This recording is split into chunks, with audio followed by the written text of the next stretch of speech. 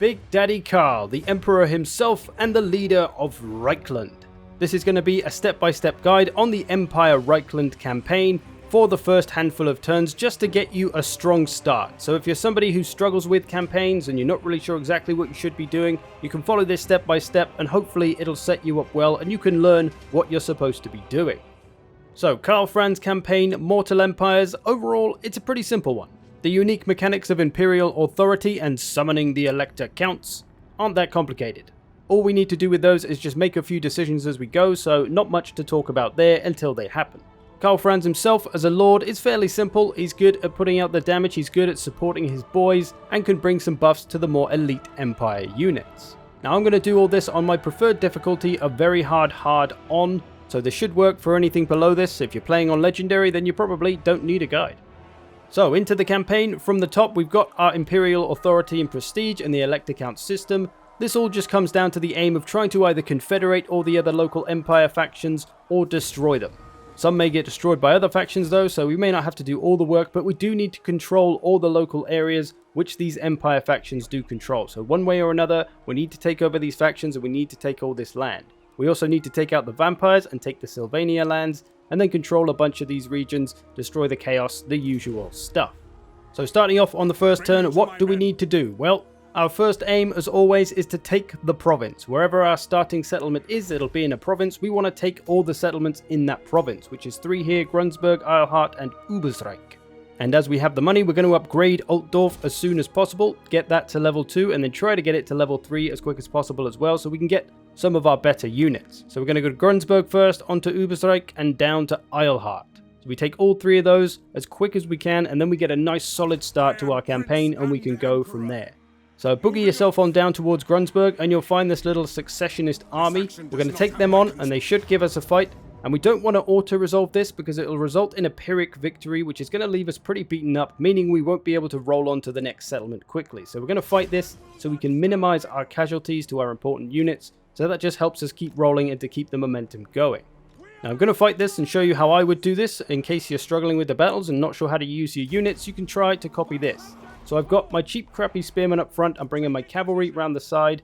And what we're looking to do here is just tie up everything with this cheap crappy unit so that this one gets beaten up. It's only a cheap unit of spearmen. They're not too important. They can take the charges of the enemy, and then my other units can do the rest of the work. We got some handgunners and some crossbows. Those are going to shoot at the Empire swordsmen so that we can weaken them and make them easier to beat up for our infantry boys, because they're the only real threat here other than the Lord. The missiles aren't a worry because our cav's going to take care of those. And then we're going to try maybe flank around with the other infantry. They're starting to fire on the cav, so we want to get that missile infantry moving and running away, as it'll be on skirmish, and that'll stop it from firing and stop us taking any damage. So our spearmen and Karl are going to move up, try to put some damage on those, bring in the cav.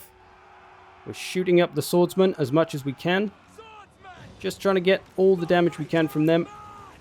Our crappy spearmen have engaged now. They've absorbed some charges. We're bringing in a charge on these crossbows. Our halberds can come up and deal with these spears. We're going to bring our swordsmen around, but we're not going to engage yet. We're going to let our handgunners shoot all these Empire swordsmen in the side. Good to just stay out the way and let them shoot. If we attack them from this angle, then we'll be in the way and we'll stop our handgunners really doing the work. So if we can take an angle, they can still do their work and we can hit them from the back. We've taken out the missiles though, nice and easy with the cav. Now we just need to hit a bit of hammer and anvil with the cav. Another great tactic to go for. Bring the cavalry in behind while they're fighting your other units, and you will destroy their leadership. And there's 2 units of swordsmen gone. Those are the dangerous unit. We've broken those. Now we just need to mop up the crappy spearmen. And then jobs are good. And Karl's beaten up their lord as well. So we've taken very little damage. You can see on our health bars, the only thing that's really got hurt is those crappy spearmen, who aren't massively important to us. So that's how you can fight this first battle. Try to minimize the damage that your swordsmen and your halberds take, and your Reichsguard, because those are your more powerful units. We want those to stay as strong as possible for as long as possible. So that gives us a victory. Only a little bit of damage really to our spearmen. Everything else will recover and be pretty much fine. So they're going to retreat, but they're so beaten up now that we can push on to Grunsberg and take it on this same turn, because there's going to be a small garrison there that we'll have to take on. But because we haven't lost too much and we haven't taken that Pyrrhic victory of getting beaten up quite a lot, we should be able to take this now, no problem. The garrison plus those few dead units aren't really going to be too much of a worry. A close victory, which again is probably going to give us more damage than we really want if we want to keep the momentum going. So we're going to fight this as well. Going to take a similar approach to as we did last time. Get the spearmen up front, get them to absorb the charge, try to shoot down the swordsmen. They're the more dangerous melee infantry. Get some cav charges in. This little Reiksguard unit here. Going to put a charge on the swordsmen, try to weaken them for a second, then pull them away. Just get that big charge. Just trying to wear down those tougher units, which there's only 2 of. There's only 2 swordsmen. The spearmen aren't going to have too much damage output that we really need to worry about unless they fight our Reiksguard, but it's easy enough for us to keep them away. Going to bring in Karl and the swordsmen to take on their stuff. We're going to get our handgunners on the flank as well so we can shoot them in the back again. And this should be a fairly simple affair. We'll bring the Reiksguard round, start to try and hit that hammer and anvil. So much the same tactics as we did before. A little bit harder on this map, a little bit slower for the cav to move because they got hills to run up and down, but should still be able to get the job done. If you find all this a little overwhelming though to do in a hurry, you can of course go into slow-mo mode and do it all in that, or maybe pause it, but I'd say maybe quick save before these battles. If you're looking to practice your battle skills, quick save it and try it without pausing at all and see how it goes. If you make a complete mess of it, you can just load again and try again and just practice different ways to fight these battles and see what's most effective. Because these early campaign battles, if you're new to the game, it's a good place to learn the units. You can start to learn the matchups of your most basic and low tier units that you start with, or some of the higher ones that you might have with your legendary lord. And the more you pay attention to all this stuff, the more you'll start to take it in and learn over time. If you don't really pay attention to your units, you're never really going to be able to learn the matchups and things like that. So don't be afraid to slow it down. Don't be afraid to save it and load again and try to learn why things are happening if you really want to improve at battles in Total War. So you can see we've beaten the crap out of everything over here. I've got my cav coming around for a bit of hammer and anvil. This should finish the job for the most part. And then they've got some half-dead reinforcements that we can take care of. And this is going to be all she wrote for this one. Another one where we're going to take minimal amounts of damage and get rid of these enemy armies and capture Grunsberg nice and quick. So with that done again, we've taken Grunsberg now. We've taken only a little bit of damage. Most of our important units are pretty much fine, and they will be after a bit of replenishment on this turn. And that's going to set us up to keep rolling on to the next place. So we got Grunsberg. That's 2 settlements of 4 down. We're going to move on nice and quick on the next turn to keep moving. First though, we need to recruit. You can see we've only taken a little bit of damage. Everything's going to recover fine. Now I'm going to get a couple of swordsmen and maybe some Free Company boys. I do like Free Company militia. A nice versatile unit. They can attack on the front line a little bit. They can fire in before they attack. They could flank around and do some shooting in the back before they charge in. They're a pretty fun unit. We're going to move on to Ubersreich next though. But last orders of business before we move along. Skill points. Just going to start the basic stuff for Karl. Get all of his skill trees going. For our research, we usually want to get the one that gives us growth early on, like this one. Growth and public order +2. Let's get that. The more growth we can get early on, the better. It's going to help our province come up and be upgradable sooner. Also worth checking the diplomacy before you end your turn and move on. Check if there's any non-aggression pacts you can get or any trade agreements you can find. See if anybody's interested. At the moment, I think at the start of this campaign, not too many people are really friendly. Corone, maybe a trade? Nope, don't want it yet. Military access, I'll take that. That'll do. We can start building relationships here and there. I think Kislev as well might give you trade. Karazakarak, they'll only take access. Not interested in that at the moment. Kislev, we're friendly with. Trade? No, can't get trade with them, but worth trying these. Even if you can't, you might be able to get them. That's everything we need to do for this turn, so now we can move on. So, the start of the next turn, we have one objective, and that is to move on to Ubersreich. Now, we're not going to get there in one turn, and that's fine, because it gives us more time to recruit anyway. So we're going to move most of the way, leave a little bit of room to run backwards, just in case there's a massive army there, which there shouldn't be, but you never know. We move up, we can see they've got a little small army there. They are recruiting, though. So we're going to try and get a little bit closer to make sure we're in range on the next turn, but we are going to recruit now. We'll take 2 more Free Company militia. And then maybe some crappy spearmen. These are just going to be our sponge at the front of the army, absorbing the charges. So 2 units of those just gives us a little bit more of that we can do. And then we're going to be ready. There's only a 5 garrison at the Ubersreich settlement, so only going to be maybe 10 or so units to deal with, which should be absolutely fine. Not a lot else to do on this turn, so we're just going to go straight ahead. On to the next turn. We've got Skaven. We've got rats in Altdorf. We can see this little symbol, so we're just going to get rid of those straight away. We got the money. We don't want no Skaven undercities hanging around under our precious Altdorf, so we'll just clear that away. You probably won't have that come up. That's just a chance thing that's happened to me in this one. But back to business. Straight on to Ubersreich we go. They've recruited a few units, but shouldn't be too big of a deal. Now this might look a little bit daunting. If we auto-resolve, we can get a Pyrrhic victory, which we could do, but again, that'll slow down our momentum. They've got a fair few swordsmen, so we're going to fight this one. It is completely manageable. I forgot to put my banner on there, which you should do. But again, just quick save before this battle. Have a go. Like I said, it looks a bit daunting. They've got a lot of units. They're matching you. So you've really got to use your strategy and skills and tactics to get the job done here. But one thing, let's go over a few basic controls because I think these evade a lot of people. And learning to move your army properly is half the battle. So to move your entire army like this, we could use Control A, but that'll select all my units hidden away in the forest. So we're just going to use the drag box to select everything. Then I'm going to hold down Alt and left mouse button drag over any unit, and then I can move the entire thing in the formation that I have it. I can use Control to rotate and then just release, and your units will move up in that formation. Got my little flanking party of Free Company Militia over here as they have Vanguard deployment. I'm going to bring those up and bring them out when the rest of our army attack, so we can get a nice little flanking attack with them. But yeah, those few controls are pretty essential to memorize really, and just to get into the habit of using them, because once you do, they'll become second nature and you'll have so much more of an easier time controlling your army. You can see the enemy army is appearing here. They're all jumbled all over the place. They're on the move a little bit. We'll see where they settle. I'm not sure if they've seen my Free Company boys. Don't think so. Those controls again, just selecting what we want. Hold down Alt, left mouse button drag, move it to where we want. Control to rotate, release, and boom. For single units, you don't need to do all that. You can just hold down right mouse button and drag as wide as possible. Now they've got a few missile units here, and when we move up, those missile units are going to run to the back of the army. The AI always puts its missile units on skirmish, so they'll run behind back here, so we can have something waiting to deal with them, this one as well. So there's going to be 3 units back here that we're going to be able to take care of. That's their back line, and that's what our cavalry is going to look to take care of. So we're going to bring them out and wide and get behind there, disrupt those missiles and take them out.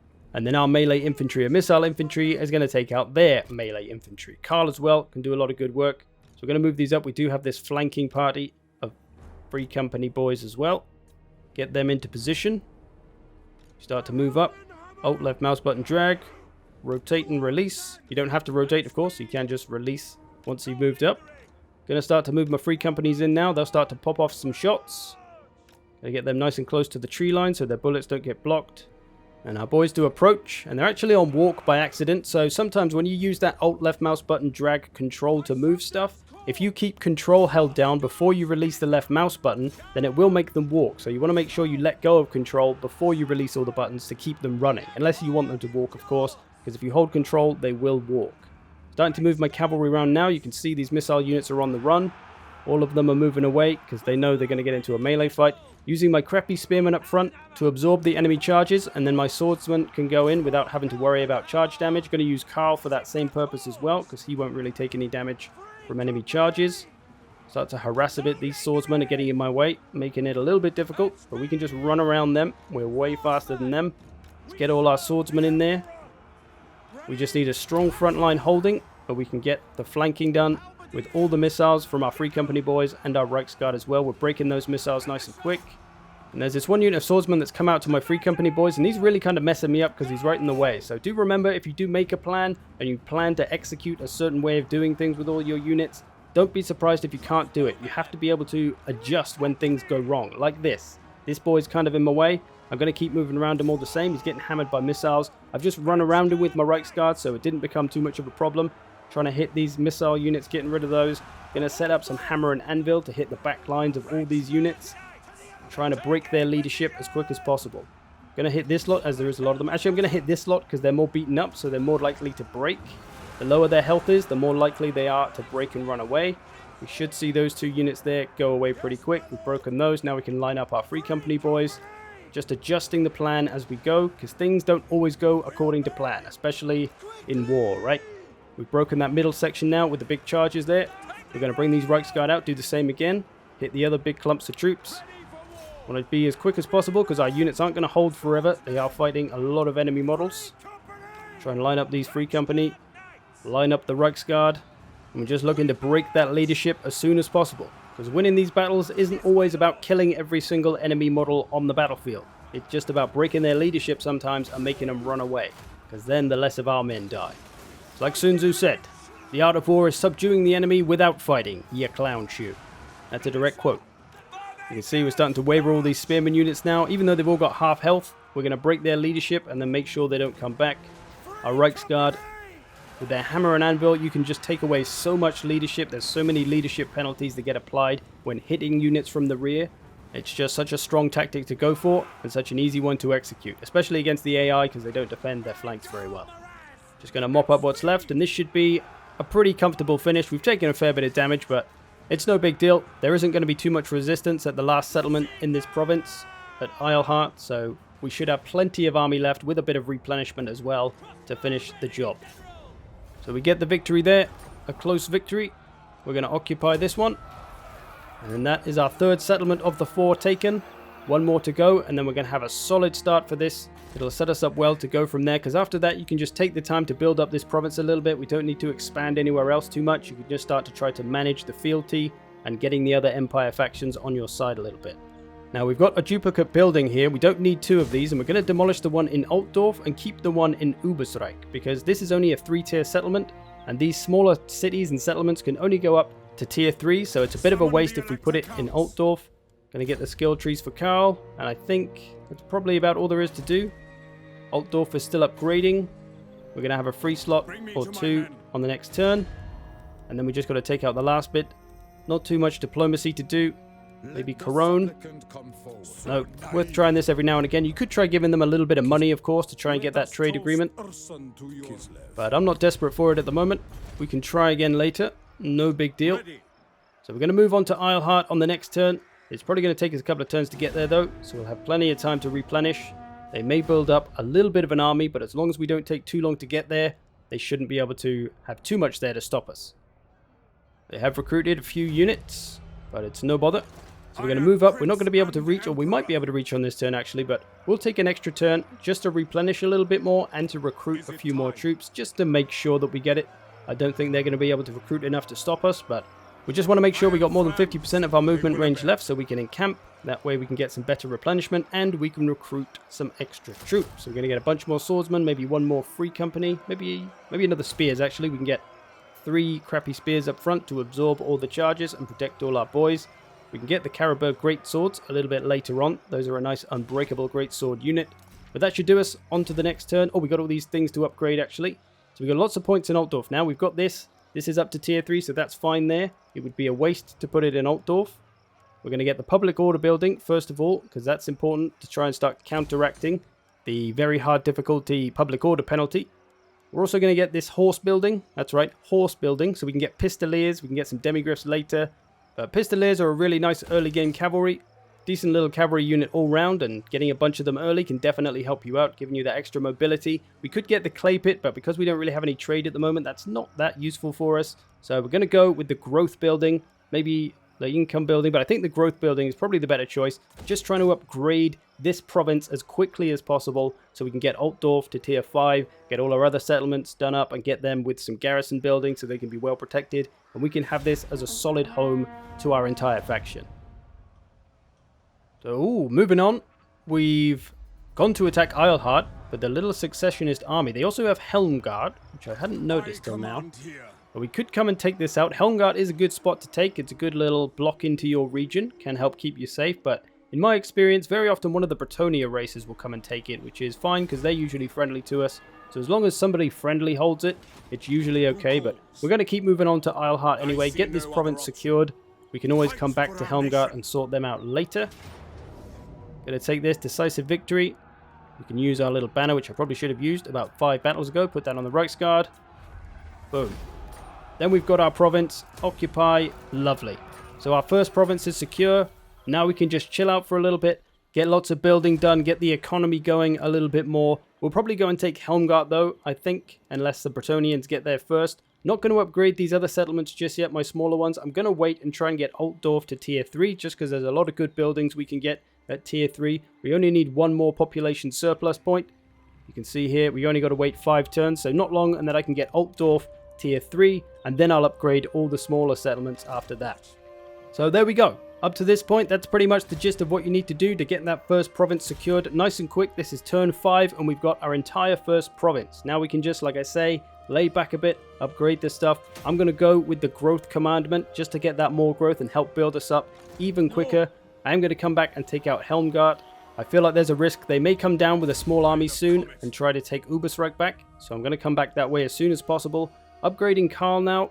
I could put points in his red line, but I'm not entirely sure what kind of army I want him to have yet, so instead I'm going to put a point into the mount. I'm going to get him the warhorse, even though it's a tiny bit of a waste, but he does have 4 mounts, and ultimately you have to decide which one you want. I definitely want Deathclaw, as most people will, so I'm going to ignore his other 2 mounts. I'll take just the warhorse, so for the next few levels he's going to be much safer, much more useful on his horse, but I'm not going to waste the skill points on taking those other 2 mounts, the Barbed Warhorse and the Imperial Pegasus.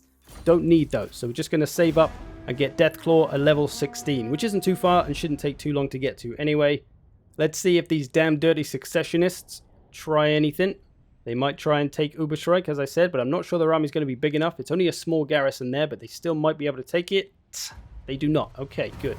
That gives us time. Okay, so now we've got some of the Empire mechanics going on. We've only got one option here. We're going to take the Prestige, but it's good to try and have 1,000 Prestige in the bank at all times as soon as possible, really, because sometimes you get decisions where you have to either spend 1,000 Prestige or go to war with another Empire faction. And naturally, you probably don't want to go to the war unless it happens to be convenient for you. So good to try and keep that Prestige in the bank until that happens. And we're just going to upgrade things as we go, get more growth, try and get more money. We need some income buildings as soon as possible. Could take, I think we'll start upgrading units now with our research. Still not going to upgrade any of these settlements. Going to wait for tier 3 Altdorf. So now that we've got this secured, we've got a few plans once we've taken out Helmgart, which you may or may not have to do.